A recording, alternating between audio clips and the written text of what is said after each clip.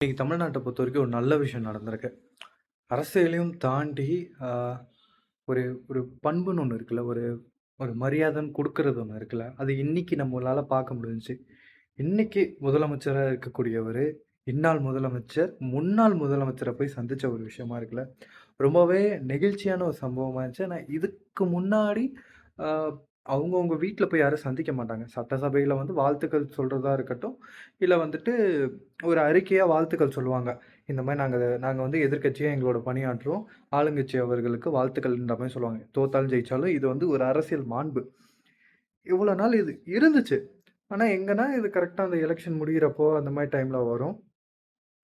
இன்னைக்கு அ இன்னைக்கு இருக்கக்கூடிய முதலமைச்சர் வந்து இதுவரைக்கும் எனக்கு தெரிஞ்சு யாருமே அப்படி பண்ணதில்ல.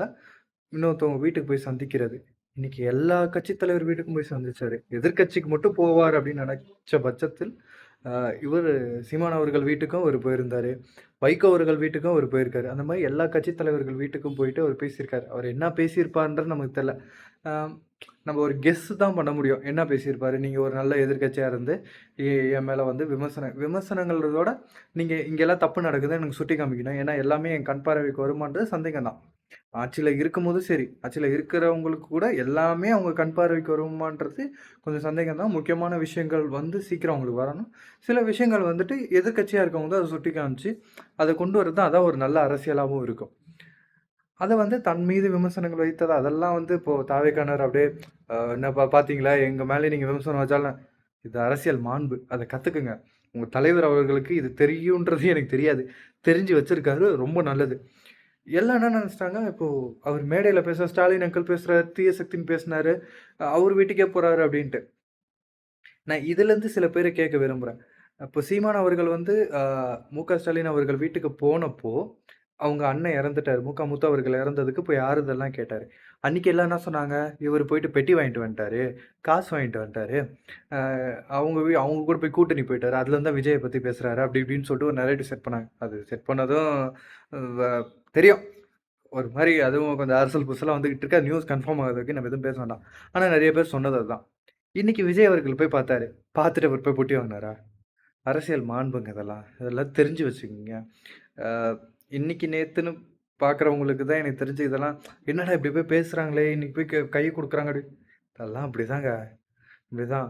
மேடை இது வந்து என்னன்னா, இப்போ நம்ம எல்லாருக்குமே ரொம்ப புடிச்ச ஒரு விளையாட்டு கிரிக்கெட் எடுத்துக்கலாம். கிரிக்கெட்ல பார்த்தீங்கன்னா, இப்போ ஐபிஎல் நடக்குதுல்ல. இப்போ சிஎஸ்கே மும்பை இந்தியன்ஸ் எடுத்துக்கங்க. சிஎஸ்கேக்கும் மும்பை இந்தியன்ஸ்க்கும் பெரிய ரைவல்ரி மேட்ச் எதிரிங்க அப்படி இப்படி நெறைய பேச்செல்லாம் இருக்கும்.